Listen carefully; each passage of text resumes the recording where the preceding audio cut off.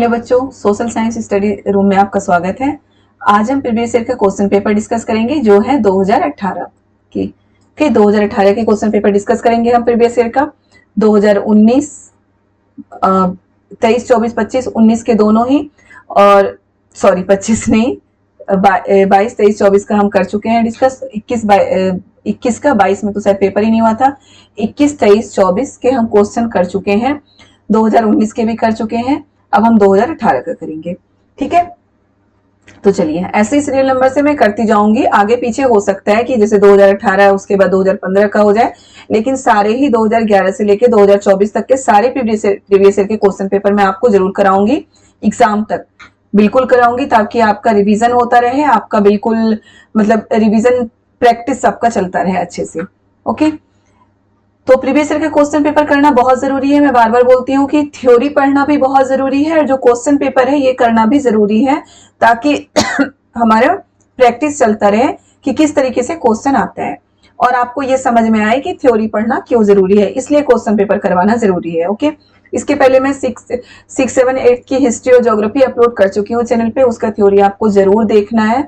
और फिर अभी हमारी ये भी अपलोड हो चुका है, 6 क्लास की पॉलिटी अपलोड कर चुकी हूँ। अब आगे हम 7th और 8th की पॉलिटी पढ़ेंगे। एग्जाम से पहले आपका सारा कुछ हो जाएगा, फिर हम रिवीजन वर्क स्टार्ट करेंगे, और रिवीजन में मैराथन क्लासेस में कराऊंगी, जिसमें कि फटाफट आपका रिवीजन होता चलेगा, ठीक है। तो चलिए देखते हैं हम क्वेश्चन। फर्स्ट क्वेश्चन है क्वेश्चन नंबर 31। आपको बहुत अच्छे से पता है कि जो क्वेश्चन पेपर हमारा सोशल साइंस का जो क्वेश्चन होता है क्वेश्चन पेपर में, वो 31 से स्टार्ट होता है।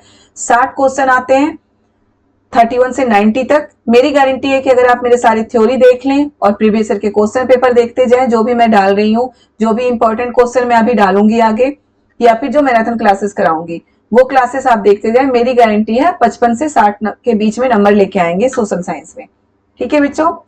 तो थोड़ा सा आप भी विश्वास करिए, तभी कुछ हो सकता है। चलिए हम आगे देखते हैं, स्टार्ट करते हैं वीडियो। क्वेश्चन नंबर 31 है, स्थल का एक सकरा भाग जो दो बड़े स्थलीय भागों को एक दूसरे से जोड़ता है, उसे क्या कहते हैं। स्थल का एक सकरा भाग जो दो बड़े स्थलीय भागों को एक दूसरे से जोड़ता है, उसे क्या कहते हैं। उसे स्थल संधि कहते हैं, याद रखिएगा, उसे स्थल संधि कहते हैं। जो कि दो संधि मतलब जोड़ना, और स्थल के रूप में जोड़ना, स्थल से जोड़ना, तो क्या हो जाएगा, स्थल संधि कहते हैं। द्वीप किसे कहते हैं, जो चारों तरफ से पानी से घिरा हो, उसे द्वीप कहते हैं। खाड़ी किसे कहते हैं, जो तीन तरफ से मतलब कि जमीन या फिर वैसे पहाड़ों से घिरा हो, उसे खाड़ी कहते हैं, ठीक है। खाड़ी किसे कहते हैं, जो तीन तरफ से पहाड़ से या जमीन से घिरा हो, उसे खाड़ी कहते हैं। जल संधि किसे कहते हैं, अगर दो बड़ा क्षेत्र, दो बड़ा भूभाग, स्थलीय भाग जल से जुड़ा हो, तो उसे जल क्षेत्र कहते हैं। जैसे कि भारत और जो श्रीलंका है, उसमें पाक जल संधि है। भारत और श्रीलंका को अलग करने वाला कौन है, उसे पाक जल संधि कहते हैं, जल संधि कहते हैं, क्योंकि बीच में जलीय भाग है, कोई स्थल से वो जुड़ा हुआ नहीं है। पाक जल संधि, ये सारी चीजें मैं आपको ज्योग्राफी में पढ़ा चुकी हूँ, तो वो वीडियो आप देखेंगे तो आपका क्लियर हो जाएगा।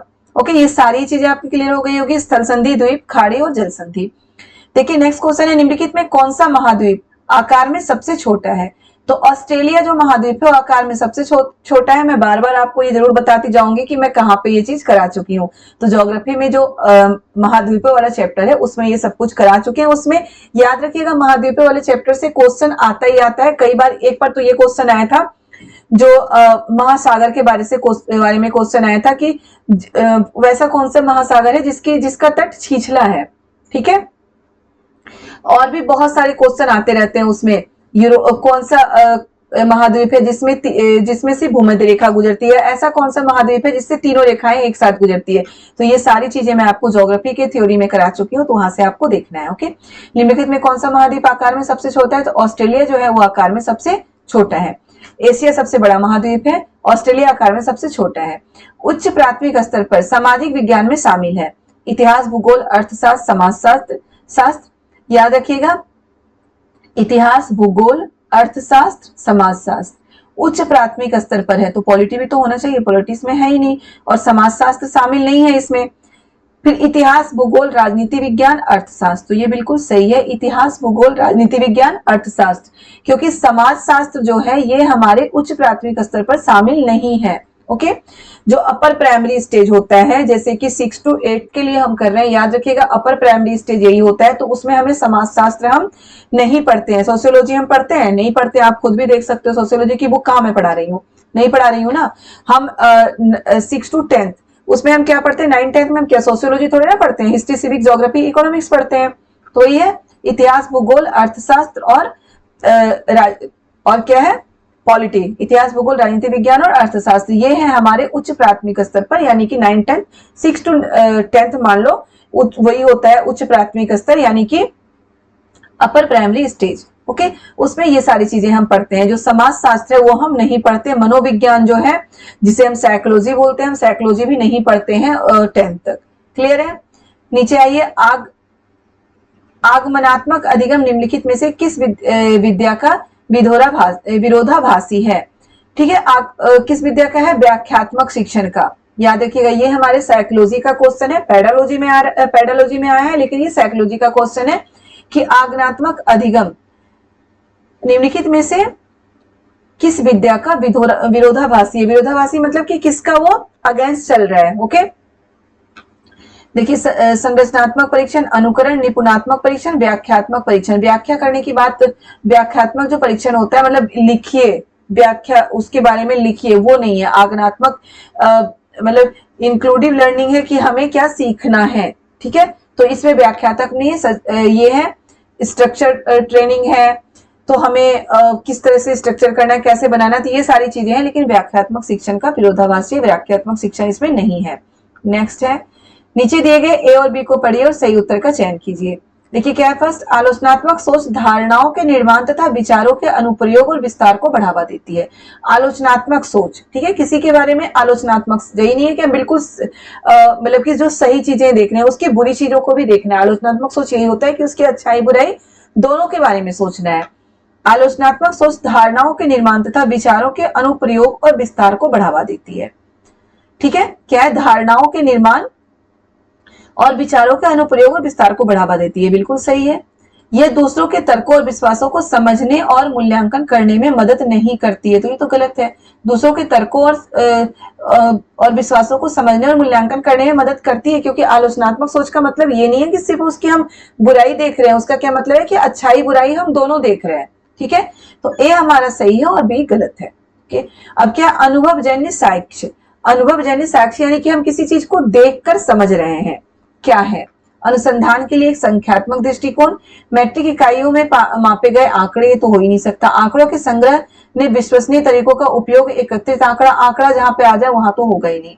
इंद्रियों के माध्यम से वास्तविक दुनिया में एकत्रित आंकड़े, बिल्कुल सही है। इंद्रियों के माध्यम से क्या है, ये अनुभवजन्य, यानी कि हम अनुभव कर रहे हैं किसी चीज को। मान लो कि हम आंखों से अनुभव नहीं कर रहे हैं, छू के अनुभव कर रहे हैं, तो हमारी इंद्रियों में इतना आता है। हमारे फिंगर्स जो है, हमारी उंगलियां हैं, वो भी हमारी जो 5 इंद्रियां हैं उसी में है।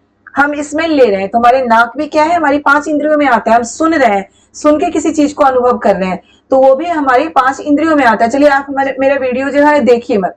ओके, आप कहीं पे फोन रख दो, लैपटॉप रख दीजिए, टैब रख दीजिए, आप जैसे भी देखते हो, टीवी में देखते हो वो टीवी में लगा दीजिए। आप अपना काम कर रहे हैं, किचन में काम कर रहे हैं, आप टीवी में लगा दीजिए। ठीक है, आप किचन में काम कर रहे हैं, फोन में लगा के रख दीजिए साइड में।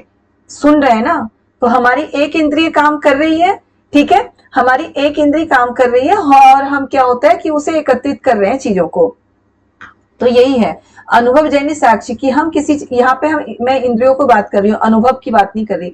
ये क्या, अनुभवजन्य साक्ष्य, किसी चीज का अनुभव अगर हम 5 इंद्रियों में से किसी एक इंद्रिय से कर रहे हैं तो वो क्या होता है, साक्ष्य क्या है? तो इंद्रियों के माध्यम से वास्तविक दुनिया में एकत्रित आंकड़े की, इंद्रियों के माध्यम से हम वास्तविक दुनिया में जो हो रहा है वो एक आंकड़ा, वो चीजें हम समझ रहे हैं।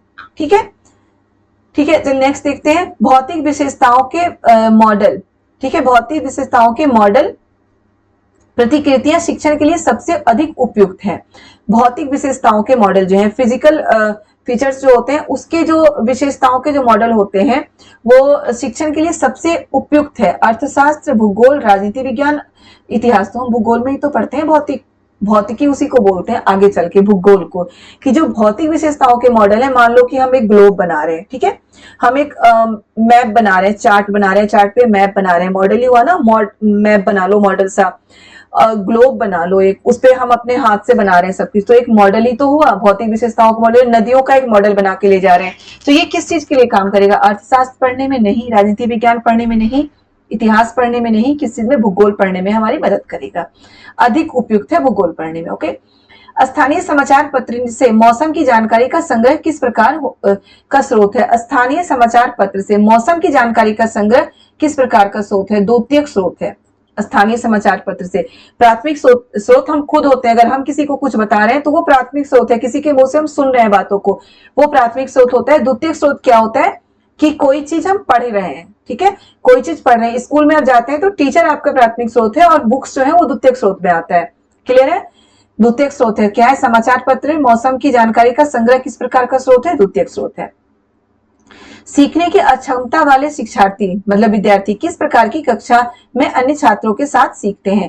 यानी कि जिसे स्पेशल चाइल्ड बोला जाता है, स्पेशल चाइल्ड बोल सकते हैं, या CWSN वाले चाइल्ड हम उसे बोलते हैं, स्पेशल चाइल्ड बोल सकते हैं। सीखने की अक्षमता यानी कि जिन्हें सीखने में थोड़ी सी दिक्कत हो रही हो, किसी भी तरह की दिक्कत हो रही हो, वाले स्टूडेंट किस प्रकार की कक्षा में अन्य छात्रों के साथ सीखते हैं? विशेष नहीं, मतलब स्पेशल एजुकेशन, स्पेशल जो स्कूल होते हैं या जो क्लास होते हैं, यानी कि उन बच्चों को बिल्कुल अलग कर दिया जाए, अलग से पढ़ाया जाए, तो उसमें वो अन्य छात्रों के साथ कहाँ सीख पाते हैं? तो अन्य छात्रों की बात की गई है, अन्य मतलब जो सामान्य छात्र हैं उनके साथ नहीं सीखती है। समावेशी यानी कि इंक्लूसिव एजुकेशन, तो इंक्लूसिव एजुकेशन में ही उन्हें सिखाया जाता है, ताकि समावेशी का मतलब है सभी को समावेश किया जाए, सभी को एक साथ पढ़ाया जाए। उसमें नॉर्मल जो बच्चे होते हैं और जो स्पेशल नीड वाले बच्चे होते हैं, उन बच्चों को सभी को साथ में रह के पढ़ाया जाता है। तो जो ये सीखने की क्षमता यानी स्पेशल नीड वाले जो बच्चे हैं, उन्हें समावेशी स्कूल में समावेशी शिक्षा के अंडर ही पढ़ाया जाता है। ठीक है, नेक्स्ट देखते हैं, निम्नलिखित सिद्धांत किसने दिया था? सभी बच्चे विकास के समान अनुक्रम से गुजरते हैं, लेकिन विभिन्न दरों से। लेकिन शिक्षक को पूरी तरह से कक्षा के लिए नहीं बल्कि व्यक्तिगत बच्चों और छोटे समूह के लिए गतिविधियों की योजना बनाई। ये किसने दिया था? जेन प्याजे ने। ओके, नेक्स्ट है, कक्षा में सहकारी शिक्षा को बढ़ावा देने के लिए एक शिक्षक को चाहिए। क्या है? कक्षा में सहकारी शिक्षा यानी कि कोऑपरेटिव लर्निंग, सभी साथ में मिलकर पढ़े, इसको बढ़ावा देने के लिए एक शिक्षक को क्या करना चाहिए? उन्हें व्यक्तिगत परियोजनाएं देनी चाहिए। नहीं है तो सहकारी शिक्षा है, सभी को साथ में लग के पढ़ना है ना, मतलब कोऑपरेट करना है, सबको साथ में रह के पढ़ना है, तो इसमें व्यक्तिगत तो बात ही नहीं आएगी, व्यक्तिगत परियोजना तो होगा ही नहीं। काम के लिए कक्षा को छोटे समूहों में विभाजित करें, यह भी हो सकता है। परियोजनाओं को करने के लिए उन्हें विभिन्न स्रोत प्रदान करें, इससे ये थोड़ी ना हो जाए कि सहकारी शिक्षा और ये छात्रों को बहस और चर्चाओं में लगाएं। तो जो आपको मैं पहले बता चुकी हूँ, पेडालॉजी के जो क्वेश्चन होते हैं उसमें दो में हमें हमेशा कंफ्यूजन होता है। बहुत सारे क्वेश्चन ऐसे आएंगे कि हम दो में कंफ्यूज होते हैं और लास्ट में कंफ्यूज होते होते इतने कंफ्यूज हो जाते हैं कि गलत करके आ जाते हैं, ये होता है। तो वहां पे हमें बहुत अच्छे से सोचना है, जहां पे दो में हमें कंफ्यूजन हो रहा है या तो बहुत ज्यादा कंफ्यूजन हो रहा है, उसे उस समय छोड़ दीजिए, दूसरे क्वेश्चन को करने लगे आप, क्योंकि जहां पे हम पजल हो जाएंगे ना, वो क्या होता है, वैसे क्वेश्चन क्या होता है कि हमारी स्पीड ब्रेकर होती है, स्पीड को रोकने के लिए होती है कि जिस स्पीड से हम चल रहे हैं, स्पीड ब्रेकर भी होता है क्वेश्चन की स्पीड को रोक दे कि हम सोचते ही रह जाएं 10 मिनट की इसमें ये होगा। तो हमें क्या करना है, वो क्वेश्चन को उस समय छोड़ना है, बिल्कुल नहीं छोड़ना, उस समय छोड़ना है, हमें आगे बढ़ जाना है। और उसके बाद फिर जब हम 4-5 क्वेश्चन बिल्कुल सही से कर लेंगे, फिर हम उस क्वेश्चन पे आएंगे और वो क्वेश्चन तब सॉल्व करेंगे, फिर वो क्वेश्चन हमें अच्छे से समझ में आ जाता है। ठीक है, और बहुत अच्छे से ऐसे क्वेश्चन सॉल्व करने होते हैं सही दिमाग से। ठीक है, क्या सरकारी शिक्षा को बढ़ावा देने के लिए एक शिक्षक को क्या चाहिए? मैं आपको बता चुकी हूँ कि काम के लिए कक्षा को छोटे समूह में विभाजित करना, ये भी हो सकता है। छात्रों को बहस और चर्चाओं में लगाना, इसमें छात्रों यानी कि सभी विद्यार्थियों की बात की गई है ना, कि बहस और चर्चा में लगाना। तो हमारा जो सबसे सही ऑप्शन होगा यही होगा, छात्रों को बहस और चर्चाओं में लगाना। क्लियर है? अब देखिए, एक आत्मनिर्देश आत्म अनुशासित सोच जो एक उचित तरीके से गुणवत्ता के उच्चतम स्तर पर तर्क करने का प्रयास होती है, उसे कहते हैं एक मतलब सेल्फ गाइडेंस जो होता है। आत्मनिर्देश क्या होता है? सेल्फ गाइडेंस, जो हमें अंदर से ये बता रहा है। अब आपको अंदर से क्या हो रहा है कि हमें पढ़ना है, क्योंकि अब 1 महीने रह गए हमारे सीटेट में, 1 महीना भी नहीं रह गया पेपर में, तो हमें पढ़ना है। तो क्या होता है? सेल्फ गाइडेंस, सेल्फ निर्देश, किस तरीके से पढ़ना है। पहले हमें वीडियो देखना है, फिर हमें नोट्स तैयार करना है। नोट्स के लिए मैं बार बार आपको बोलती हूँ, हमें लिखना भी जरूर है। जो चीज हम लिखते हैं वो हमारे दिमाग में ज्यादा अच्छे से टिक जाता है। आप करके देखिए, फिर आपको पता चलेगा। उसके बाद क्या करना है, हमें 2 बार वीडियो देखना है, फिर हमें प्रीवियस ईयर का क्वेश्चन पेपर भी देखना है, थ्योरी भी पढ़ना है, प्रीवियस ईयर के क्वेश्चन पेपर भी देखना है। ये होता है आत्मनिर्देशित यानी कि सेल्फ गाइडेंस। आत्म अनुशासित सोच एक आत्म निर्देशित या आत्म अनुशासित सोच जो एक उचित तरीके से गुणवत्ता के उच्चतम स्तर तक तर्क करने का प्रयास होती है, उसे कहते हैं।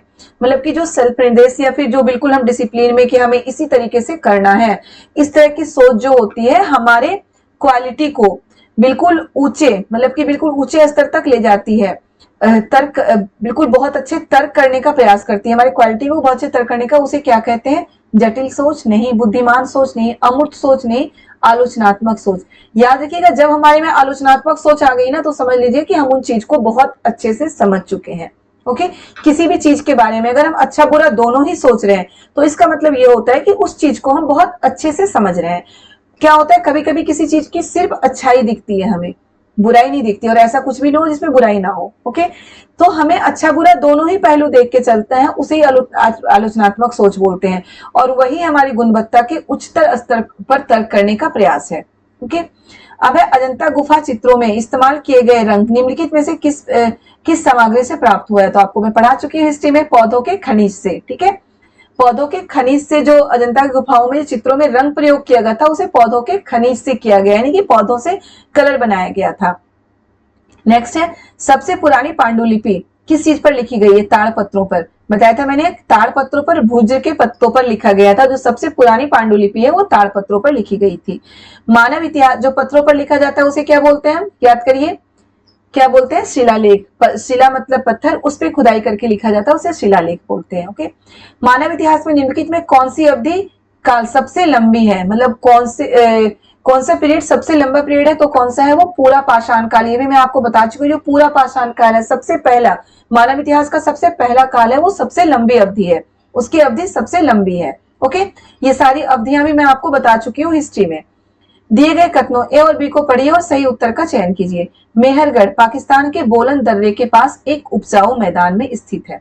ठीक है, सही है बिल्कुल। मेहरगढ़ कहाँ है? पाकिस्तान में है, वर्तमान पाकिस्तान में है। बोलन दर्रे के पास एक उपजाऊ मैदान में स्थित है। यहाँ खेती और पशुपालन के साक्ष्य प्राप्त हुए हैं। ये भी सही है कि यहाँ खेती और पशुपालन के साक्ष्य प्राप्त हुए हैं। कहाँ पे? मेहरगढ़ से। तो ए और बी हमारा दोनों सही है। अब यहां से देखिए दूसरा क्वेश्चन, कई क्वेश्चन इससे बन सकते हैं। ठीक है, अब मेहरगढ़ के बारे में ये आ जाए ऐसा क्वेश्चन, सबसे पहले तो हम देखते हैं जो अब आता है क्वेश्चन कि नेगेटिव क्वेश्चन कि मेहरगढ़ के बारे में क्या गलत है। तो ये आ सकता है कि मेहरगढ़ आधुनिक पाकिस्तान में है, बिल्कुल सही है। दूसरा आ सकता है कि मेहरगढ़ बोलन दर्रे के पास एक उपजाऊ मैदान में स्थित है, ये भी सही है। मेहरगढ़ में खेती और पशुपालन के साक्ष्य मिले हैं, ये भी सही है। ये भी आ सकता है कि मेहरगढ़ में केवल खेती के साक्ष्य मिले हैं, एक ये भी आ सकता है मेहरगढ़ में केवल खेती के साक्ष्य मिले हैं, तो वो गलत होगा। तो ये याद रखिएगा, इस तरह के क्वेश्चन आ सकते हैं। तो इससे हमें एक एक पॉइंट हमें यहाँ से भी समझना है और याद करना है। यहाँ क्वेश्चन यहाँ से भी बनता है कि मेहरगढ़ कहाँ पे है, जो मतलब हड़प्पा की जो भी मेहरगढ़ है वो कहाँ पे है? तो आधुनिक पाकिस्तान में है। कहाँ पे स्थित है? बोलन दर्रे के पास स्थित है। खेती और पशुपालन के साक्ष्य कहाँ पे मिले हैं? तो मेहरगढ़ में मिले हैं। क्लियर है? चलिए, भारत के निम्नलिखित राज्यों में से किस राज्य में हड़प्पा के नगर सबसे बड़ी संख्या में मिले हैं? तो गुजरात में, जो सबसे गुजरात है वहां पे हड़प्पा के नगर सबसे बड़ी संख्या में मिले, यानी सबसे ज्यादा हड़प्पा के नगर कहाँ पे मिले हैं? गुजरात में। ओके, याद रखिएगा कि हड़प्पा के नगर ज्यादातर इसी तरह मिले हैं, मतलब पश्चिम के साइड ज्यादा मिले हैं, पूरब के साइड कम है, पश्चिम के साइड ज्यादा मिले हैं। ऊपर भी है उत्तर, लेकिन पश्चिम के साइड ज्यादा है। भारत के निम्नलिखित राज्यों में से किस एक राज्य में हड़प्पा नगर, ये तो बात करवा चुकी हूँ मैं, गुजरात में। ऋग्वेद मूल रूप से निम्नलिखित में से किस भाषा में रची गई है? तो ऋग्वेद हमारी संस्कृत भाषा में रची गई है, लेकिन वो संस्कृत भाषा जो अभी हम संस्कृत पढ़ते हैं उससे अलग है। याद रखिएगा, जो अभी हम संस्कृत पढ़ते हैं उससे थोड़ी सी अलग है वो संस्कृत भाषा जिसमें ऋग्वेद रची गई है।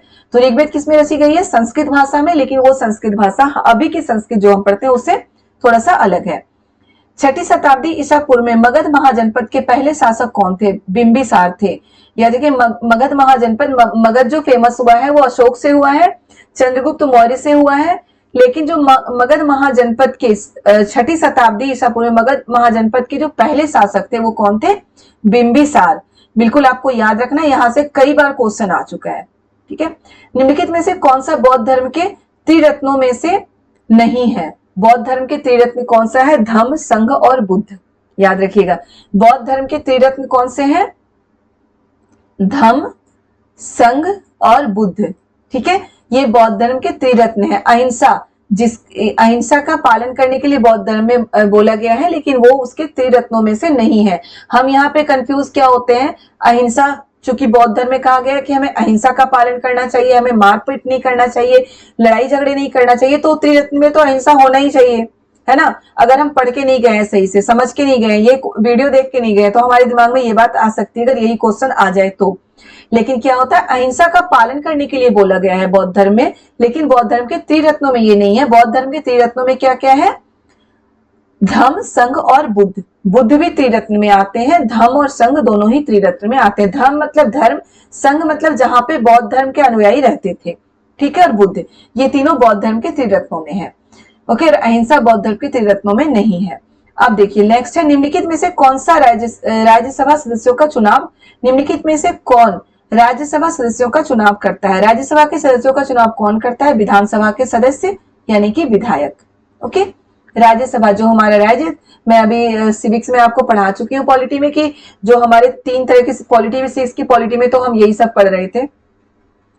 यानी कि हम अभी तो हम जो ये पंचायती राज होता है या शहरी स्तर पे जो मतलब क्षेत्रीय शासन के बारे में पढ़ रहे हैं, उसके आगे अभी हम 7th की पॉलिटी में पढ़ेंगे राज्य शासन के बारे में, तो उसमें ये सारी चीजें आएंगी। ओके, तो राज्यसभा के सदस्यों का चुनाव कौन करता है? विधानसभा के सदस्य यानी कि विधायक करते हैं। क्लियर है?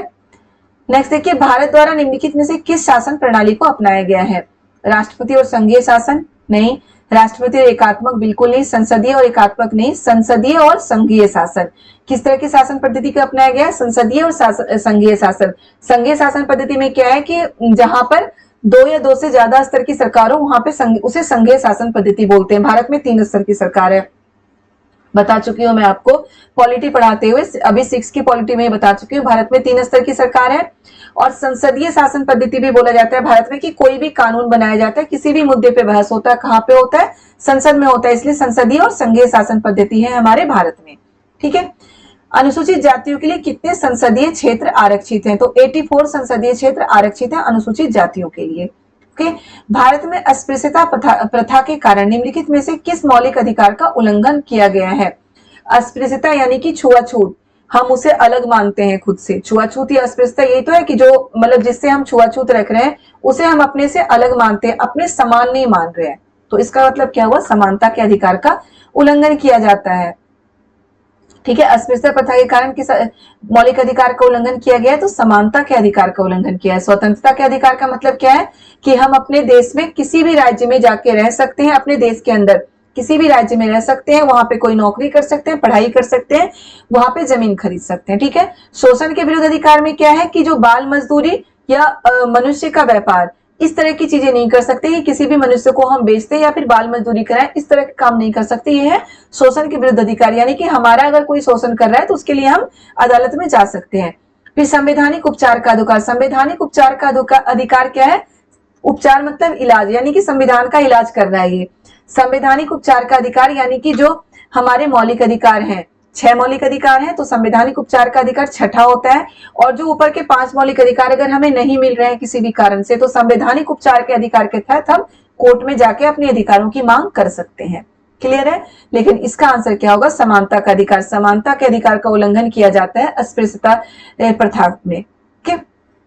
चलिए देखते हैं, भारत के संविधान के अनुसार निम्नलिखित में से कौन सा मौलिक अधिकार नहीं है? भारत के संविधान के अनुसार निम्नलिखित में से कौन सा मौलिक अधिकार नहीं है? शोषण के विरुद्ध अधिकार है, धर्म की आजादी का अधिकार भी है, शिक्षा का अधिकार भी है, संपत्ति का अधिकार नहीं है। संपत्ति का अधिकार पहले था, पहले 7 मौलिक अधिकार थे, संपत्ति का अधिकार था, लेकिन संपत्ति का अधिकार किसी दूसरे आर्टिकल में डाल दिया गया, मौलिक अधिकार से हटा दिया गया। ओके, अस्पृश्यता के आधार पर भेदभाव को संदर्भित करती है। अस्पृश्यता किसके आधार पर भेदभाव करती है? लिंग के आधार पर नहीं, लड़के और लड़कियों में छुआछूत थोड़ी ना होता है। वंश के आधार पर भी नहीं होता छुआछूत। शारीरिक विकलांगता के आधार पर भी छुआछूत नहीं होता। कोई मान लो पैर से विकलांग है तो क्या उसके साथ हम, अगर वो ऊंचे कास्ट का है तो उसके साथ हम छुआछूत का भाव नहीं रखते। किसके साथ रखते हैं? जाति के आधार पर। ठीक है, तो अस्पृश्यता जाति के आधार पर भेदभाव को संदर्भित करती है। ओके, मुख्यमंत्री को कौन नियुक्त करता है? मुख्यमंत्री को कौन नियुक्त करता है? राज्यपाल। याद रखिएगा, राज्यपाल यहाँ पे जो गवर्नर यानी कि जो स्टेट में है, राज्य में है, राज्यपाल, और यही चीज क्या होता है जब हम यहाँ पे केंद्र में जाएंगे तो वहां पे एलजी होता है, याद रखिएगा। ओके, तो मुख्यमंत्री को कौन नियुक्त करता है? राज्यपाल नियुक्त करता है। राज्यपाल को कौन नियुक्त करता है? राज्यपाल को राष्ट्रपति नियुक्त करता है। ओके, ये सारी चीजें पॉलिटी में मैं अभी आपको पढ़ाऊंगी। मुख्यमंत्री को कौन नियुक्त करता है? राज्यपाल। राज्यपाल को कौन नियुक्त करता है? राष्ट्रपति। राष्ट्रपति, प्रधानमंत्री, राज्यपाल, मुख्यमंत्री, इससे क्वेश्चन आता है। इसमें आप देख रहे हैं ना, हर से सभी से एक एक क्वेश्चन है। ओके, राज्यपाल को कौन नियुक्त करता है? राष्ट्रपति। प्रधानमंत्री का चुनाव कौन करता है? संसद। प्रधानमंत्री का चुनाव कौन करता है? मान लो कि कोई पार्टी जीत गई, ठीक है, लोकसभा चुनाव में जीत गई, अब उसमें से प्रधानमंत्री कौन बनेगा, इसका चुनाव कौन करता है? तो सांसद करते हैं, जो संसद के सदस्य होते हैं, वो सारे मिलकर प्रधानमंत्री का चुनाव करते हैं। ठीक है, निम्नलिखित में से किसको भारत का पहला नागरिक कहा गया है? राष्ट्रपति को भारत का प्रथम नागरिक कहा गया है, याद रखिएगा। प्रथम नागरिक किसे बोला जाता है? राष्ट्रपति को। निम्नलिखित में किसको भारत में राज्य का पहला नागरिक कहा गया है? भारत में राज्य का पहला नागरिक किसे बोला गया है? राज्यपाल को। बिल्कुल इंपॉर्टेंट है बेटा कि देश का पहला नागरिक हमारा राष्ट्रपति है, वहीं राज्य का पहला नागरिक कौन होता है? राज्यपाल। हमारे दिमाग में थोड़ी सी बात आ जाती है ना कि जो राज्य का पहला नागरिक कौन होगा, हो सकता है राज्य का पहला नागरिक हम मुख्यमंत्री को लिख दें कि मुख्यमंत्री होता है, तो नहीं, मुख्यमंत्री नहीं होता। राज्य का पहला नागरिक कौन होता है? राज्यपाल, से हम एलजी कहते हैं।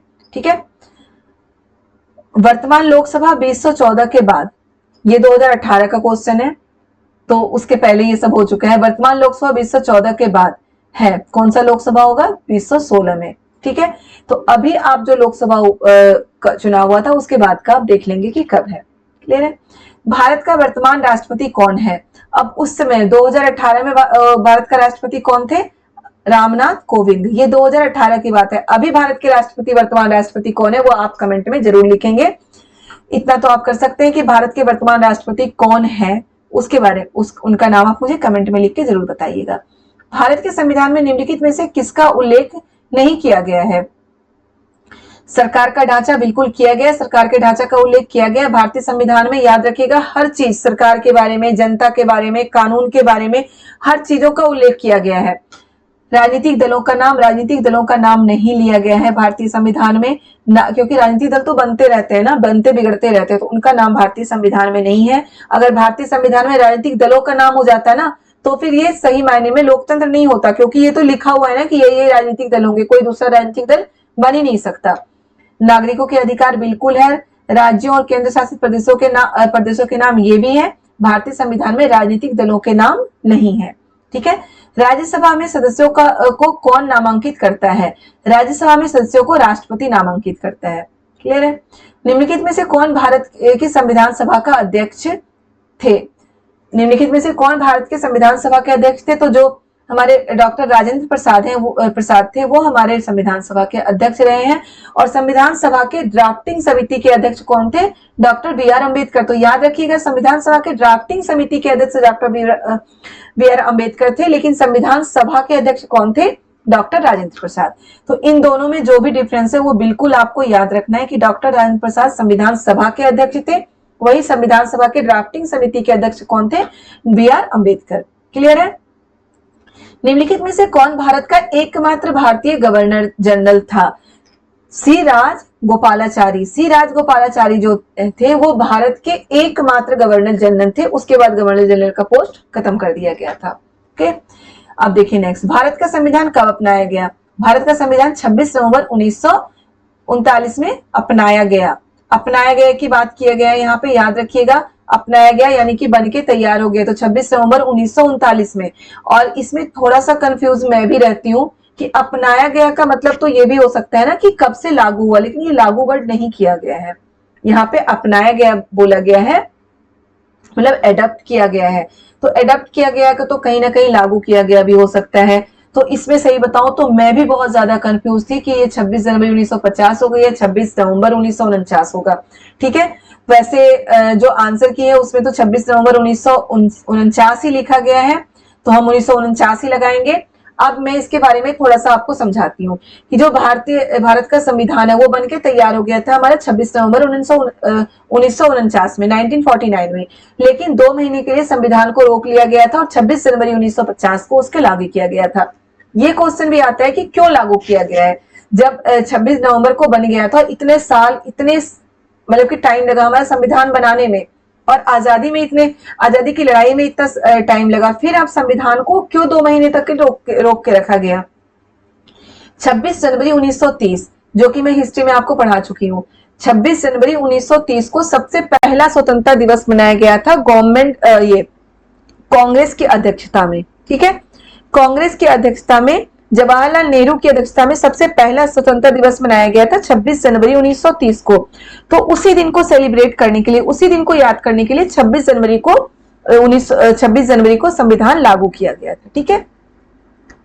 तो अपनाया कब गया था? 26 नवंबर 1949 में। लागू कब गया था? 26 जनवरी 1950, यानी कि उसके 2 महीने के बाद। ओके, नेक्स्ट देखिए, निम्नलिखित में से किसने भारत की रियासतों को एकीकृत करने में निर्णायक भूमिका निभाई है? तो क्या है? सरदार वल्लभ भाई पटेल। इन्होंने भारत की जो रियासतें थी उनको एकीकृत करने में, उनको एक करने में बहुत बड़ी भूमिका निभाई थी इन्होंने, सरदार वल्लभ भाई पटेल ने, ठीक है। निम्नलिखित में कौन भारत के संविधान की समवर्ती सूची के मामलों में कार्य करता है? समवर्ती सूची, राज्य सूची, केंद्र सूची, समवर्ती सूची होते हैं। 3 सूचियां हैं भारत में। राज्य सूची में क्या होता है? राज्य के अंदर जो कार्य हैं, राज्य जो अपने स्टेट में, अपने राज्य में जो काम कर सकता है, वो सारी चीजें उसमें लिखी गई है कि राज्य क्या क्या काम कर सकता है।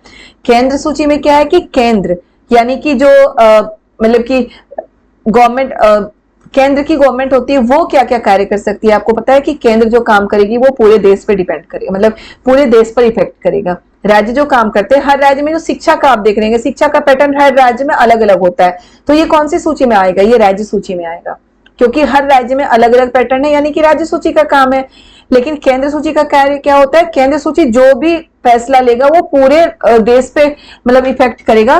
तो ऐसा कोई फैसला जो पूरे देश पे इफेक्ट करता है, जैसे सेना के बारे में, विदेशी मामलों के बारे में, ये सारे केंद्र सूची में आते हैं, ठीक है। और इसमें क्या है कि निम्नलिखित में से कौन भारत के संविधान की समवर्ती सूची के मामलों में कार्य करता है? तीसरा है समवर्ती सूची, राज्य सूची, केंद्र सूची और समवर्ती सूची। समवर्ती सूची के मामलों में अगर कोई डिसीजन लेना हो तो केंद्र सरकार और राज्य सरकार दोनों मिलकर लेती है, याद रखिएगा। ये 3 सूचियां हैं, राज्य सूची, केंद्र सूची, समवर्ती सूची। आपको बिल्कुल ध्यान रखना है कि समवर्ती सूची में जो भी डिसीजन लेना होता है वो केंद्र सरकार, राज्य सरकार दोनों मिलकर लेती है। राज्य सूची में वैसे डिसीजन होते हैं जो सिर्फ राज्य लेता है, और ये केंद्र मतलब जो एक राज्य पे डिपेंड करता है, एक स्टेट पे वो इफेक्ट करता है। लेकिन केंद्र सरकार, केंद्र सूची में जो डिसीजन लिया जाता है वो पूरे देश पे इफेक्ट करता है। ओके, चलिए निम्नलिखित आगे देखते हैं। निम्नलिखित में से कौन भारत की संविधान सभा के मसौदा समिति के अध्यक्ष थे? जो मैं आपको बता चुकी हूँ, ड्राफ्टिंग समिति के अध्यक्ष कौन थे? Doctor BR Ambedkar. इसी से रिलेटेड देखिए 2 क्वेश्चन है ना, 2 क्वेश्चन इसी से रिलेटेड आ गया, बिल्कुल संविधान से, कि संविधान सभा के अध्यक्ष कौन थे, संविधान सभा के मसौदा समिति के अध्यक्ष कौन थे? तो डॉक्टर BR अम्बेडकर मसौदा समिति यानी कि ड्राफ्टिंग कमेटी के अध्यक्ष थे, और संविधान सभा के अध्यक्ष हमारे डॉक्टर राजेंद्र प्रसाद थे। ओके, नेक्स्ट देखते हैं। 18वीं सदी के में किसके नेतृत्व में बंगाल धीरे धीरे मुगल नियंत्रण से अलग हो गया? 18वीं सदी में किसके नेतृत्व में बंगाल धीरे धीरे मुगल नियंत्रण से अलग हुआ? ये 7th क्लास की हिस्ट्री में है, लास्ट चैप्टर है, मुर्शिद कुली खान के नेतृत्व में, ठीक है। निम्नलिखित में किस गवर्नर जनरल ने फैसला किया कि बहादुर शाह जफर आखिरी मुगल सम्राट होंगे और उनकी मृत्यु के बाद किसी भी वंशज को शासक के रूप में पहचान नहीं दी जाएगी? Lord Canning. ये मैं आपको पढ़ाते हुए बता चुकी थी, हाईलाइट कर चुकी थी, अंडरलाइन भी कर दी थी कि इंपॉर्टेंट है, ये आपको याद करना हो। ये देखिए 2018 के क्वेश्चन में, पेपर में आया हुआ है, तो ये आ भी सकता है, याद रखिएगा कि कौन से गवर्नर जनरल ने बहादुर शाह जफर को आखिरी मुगल सम्राट होंगे और उनकी मृत्यु के बाद किसी भी वंशज को शासक के रूप में पहचान नहीं दिया जाएगा, ये किसने फैसला किया था? तो लॉर्ड कैनिंग ने। क्लियर है? नेक्स्ट देखिए आगे क्या है। किस गवर्नर जनरल ने घोषित किया कि अवध पर गलत तरीके से शासन किया जा रहा है और उचित प्रशासन सुनिश्चित करने के लिए ब्रिटिश शासन की आवश्यकता है? लॉर्ड डलहौजी ने। क्या हुआ था? अवध पर संधि थोपी गई थी, उस संधि में क्या था? सहायक संधि थोपी गई थी अवध पर, सबसे लास्ट अवधि है जिसपे सहायक संधि थोपी गई थी। और सहायक संधि में क्या होता था कि अंग्रेज अपनी सेना किसी मतलब कि जो राज्य होता है किसी स्टेट में भेज देते थे, अपनी सेना अवध में भेज दिए थे, और ये बोल के कि हमारी सेना आपकी मदद करेगी, आपकी सहायता करेगी। और उस सेना मतलब सेना के बदले क्या होता था? वहां के जो राजा थे वो अंग्रेजों को पैसे देते थे, किसी भी साल अगर वो पैसे देने से चूक गए, किसी भी समय अगर पैसे देने से चूक गए, तो उनके राज्य को अपने अधीन कर लिया जाता था। और अगर वो पैसा देते भी रहे तो भी क्या होता था कि कुछ दिनों के बाद वो ये घोषणा कर देते थे कि अवध गलत तरीके से शासन किया जा रहा है और उचित प्रशासन सुनिश्चित करने के लिए ब्रिटिश शासन की आवश्यकता है। इस तरह से घोषणा कर वो उस राज्य को, उस जगह को अपने क्षेत्र में, अपने में मिला लेते थे। ये करने वाला कौन था? Lord Dalhousie. क्लियर है? कानपुर के किस शासक ने खुद को पेशवा कहा है? नाना साहब ने। नाना साहब खुद को पेशवा कहते थे, पेशवा नाना साहब। ठीक है। कारखाने के विषय में पढ़ाने के लिए सबसे उपयोगी विधि है। हम कारखाने के विषय में बच्चों को पढ़ा रहे हैं। सबसे उपयोगी विधि क्या होगी? किसी विशेषज्ञ को निमंत्रित करना, किसी औद्योगिक कारखाने की यात्रा आयोजित करना, एक डॉक्यूमेंट्री फिल्म दिखाना, एक कहानी सुनाना। तो किसी विशेषज्ञ को निमंत्रित करना, ठीक है, एक कहानी सुनाना, ये तो नहीं होगा। विशेषज्ञ को निमंत्रित करना भी नहीं होगा। इन दोनों में थोड़ा सा कंफ्यूजन है, लेकिन जो आंसर की था उसमें यही है कि औद्योगिक कारखानों की यात्रा आयोजित करना। लेकिन पता नहीं क्यों मुझे कंफ्यूजन होता है इस चीज में कि हम बच्चों को लेके किसी औद्योगिक कारखाने में कैसे जा सकते हैं। ठीक है, हम बच्चों को लेके किसी औद्योगिक कारखाने में कैसे जाते हैं? वहां खतरा भी तो हो सकता है, मशीनें होती हैं, कोई मशीन से बच्चों को चोट लग जाए। तो बात हमेशा ये की जाती है कि बच्चों को सेफ्टी के साथ रखा जाए। लेकिन मेरे ख्याल से डॉक्यूमेंट्री फिल्म दिखाना होना चाहिए, लेकिन जो आंसर की में है यही है, किसी औद्योगिक कारखाने की यात्रा आयोजित करना। तो हम यही मान के चलेंगे। ओके, अब देखिए एडुसेट से क्या अभिप्राय है? एडुसेट से क्या अभिप्राय? सौर मंडल में खोजा गया एक नया ग्रह? नहीं। एक क्षुद्र ग्रह जो मंगल और बृहस्पति की कक्षाओं में के बीच पाया गया है? नहीं। एक मानव निर्मित भारतीय उपग्रह। तो जो एडुसेट है ये एक मानव निर्मित भारतीय उपग्रह है। याद रखिए, भारत का एक उपग्रह चंद्रमा भी है जो प्राकृतिक है, वो मानव निर्मित नहीं है, लेकिन एडुसेट क्या है? मानव निर्मित भारतीय उपग्रह है। ओके, पंचवाणी और बीजक में निम्नलिखित में से किस महान हस्ती के छंद और विचारों को संरक्षित किया गया है? तो कबीर के छंद और विचारों को संरक्षित किया गया है पंचवाणी और बीजक में। क्वेश्चन उल्टा भी पूछ सकता है आपको कि कबीर के छंद और विचारों को कहां पे संरक्षित किया गया है? तो पंचवाणी और बीजक में संरक्षित किया गया है। याद रखिएगा, बिल्कुल जो भी क्वेश्चन मैं करा रही हूं उसको बिल्कुल अच्छे से समझना और याद रखना है। एलोरा की गुफाएं का भित्ति चित्र जिसमें विष्णु को नरसिंह अर्थात पुरुष सिंह के रूप में दिखाया गया है, किस काल की कृति है? राष्ट्रकूट काल की। एलोरा की जो गुफाएं है उसमें जो भी चित्र बनाए गए हैं वो राष्ट्रकूट काल के समय बनाए गए थे। निम्नलिखित में से कौन सा संगठन उपनिषद में आस्था रखता है?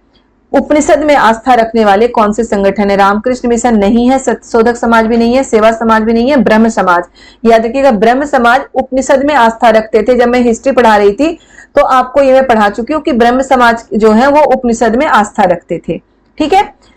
वात दिग्दर्शी का प्रयोग क्या मापने के लिए किया जाता है? वात दिग्दर्शी यानी कि दिशा मापने का, वायु मापने के लिए। ठीक है, दिशा नहीं, वायु दिशा, वायु दिशा मापने के लिए प्रयोग किया जाता है वात दिग्दर्शी। वात मतलब वायु, दिग्दर्शी यानी कि दिशा।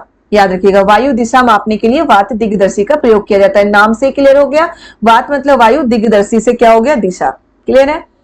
वायुमंडल की निम्नलिखित में कौन सी परत रेडियो तरंगों को संरचना में मदद करती है? वाह्य वायुमंडल। वाह्य वायुमंडल से क्या होता है? रेडियो तरंगे पृथ्वी तक आती है। वायुमंडल की परतें मैं आपको पढ़ा चुकी हूँ बेटा, इससे पहले भी जो मैं प्रीवियस ईयर के क्वेश्चन पेपर करा रही थी उसमें भी वायुमंडल की परत मैं आपको करा चुकी हूँ।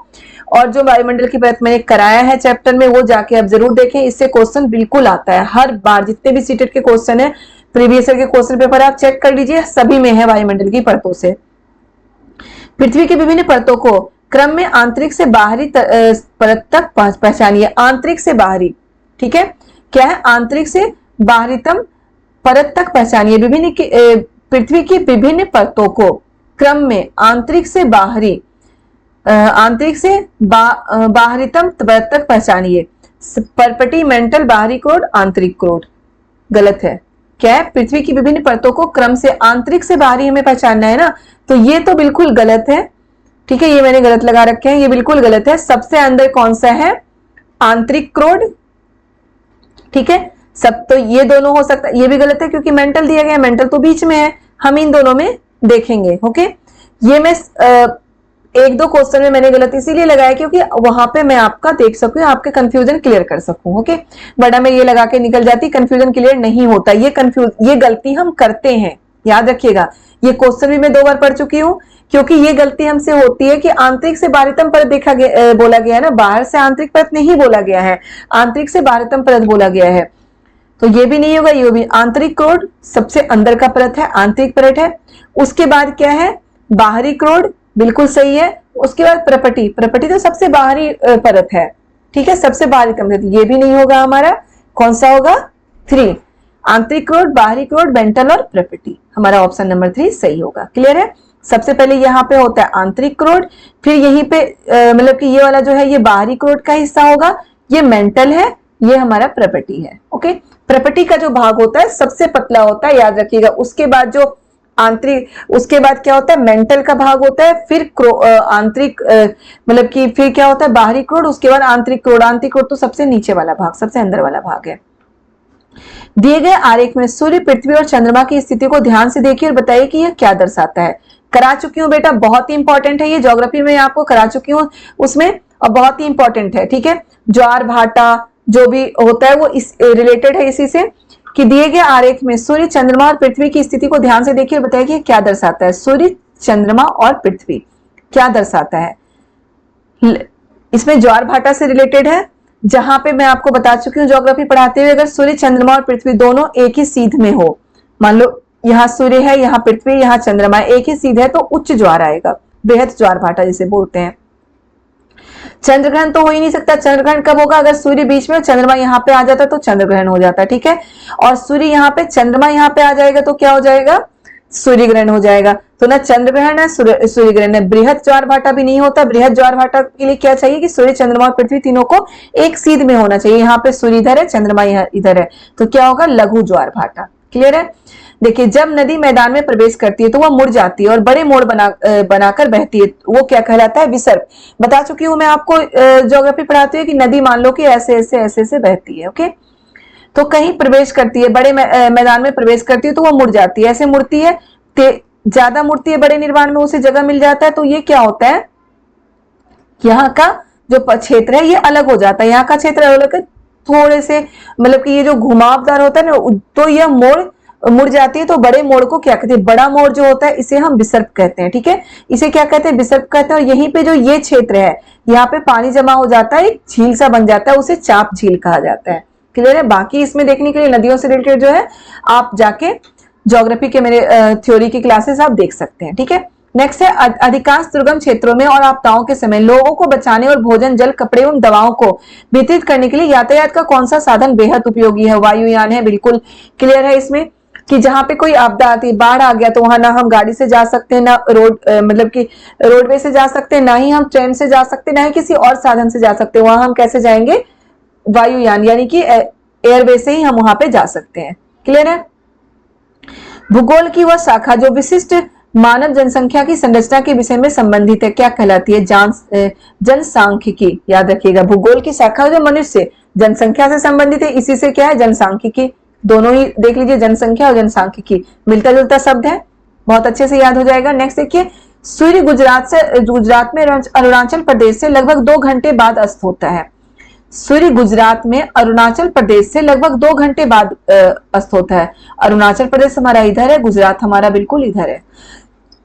2 घंटे बाद अस्त होता है, बिल्कुल सही है। अरुणाचल प्रदेश गुजरात की तुलना में उच्च अक्षांश पर स्थित है, ये भी सही है। अरुणाचल प्रदेश ऊपर है हमारा, उच्च अक्षांश पर है, तो गुजरात की तुलना में उच्च अक्षांश पर स्थित है, दोनों सही है।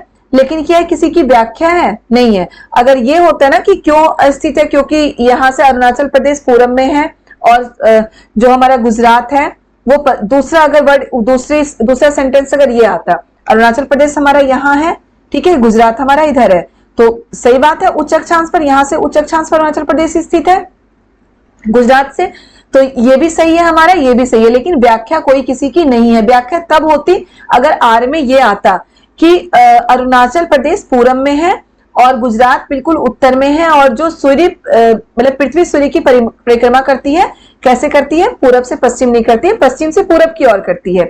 सॉरी, उत्तर नहीं, पश्चिम, मैंने गलत बताया था, गुजरात का है, पश्चिम में है।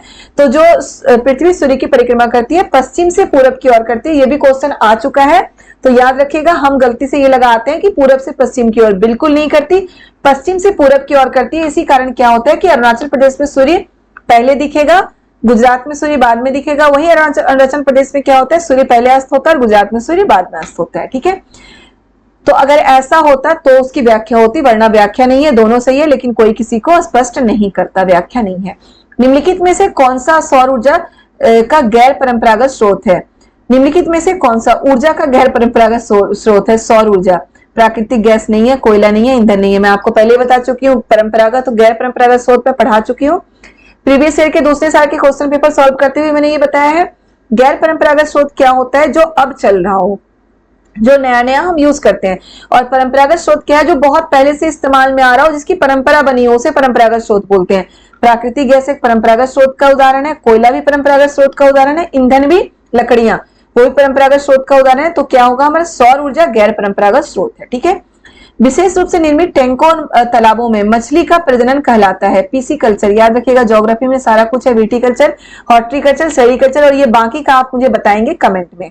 ठीक है, विशेष रूप से निर्मित टैंकों और तालाबों में मछली का प्रजनन क्या कहलाता है? पीसीकल्चर। अगर आप मेरी ज्योग्राफी का वीडियो देख चुके हैं तो ये सारे मुझे आराम से आप आंसर दे सकते हैं। तो प्लीज कमेंट जरूर करें। मैं बार बार बोलती हूँ, जो क्वेश्चन मैं पूछती हूँ कभी तो कमेंट कर दिया करो भाई, कभी तो कमेंट करें, कमेंट जरूर करें। हमारा ये क्वेश्चन हो चुका है 2018 का।